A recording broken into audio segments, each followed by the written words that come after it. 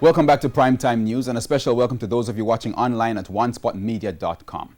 Up first this evening, there is a call from the National Integrity Action, NIA, for someone to go to jail as a result of the scandal at the Caribbean Maritime University and Petrojam.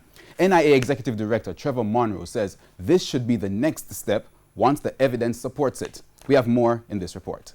For the head of the National Integrity Action, Professor Trevor Munroe, it is the people who have the power, so they must demand accountability from the authorities into the CMU and the Petrojam affairs. And for him, that accountability must extend to someone getting locked up.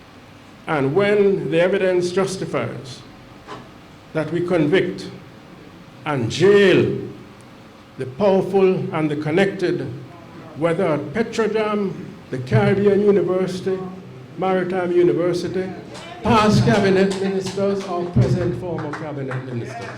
But for Professor Munroe, the scandals at CMU and Petrojam must not get all the attention, as there are other worrying developments. He said too many politicians are breaching integrity guidelines, and this, he said, is not good for public confidence, as residents will begin to feel the leaders of the country are rotten. Under the new Integrity Commission Act, which was passed on February 22nd, and therefore is now in force for 1 year and some months, 2 members of Parliament are, in that report, cited for being under investigation by the Financial Investigation Unit of the Integrity Commission.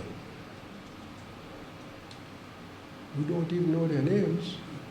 In previous years, we knew who was being reported to the DPP.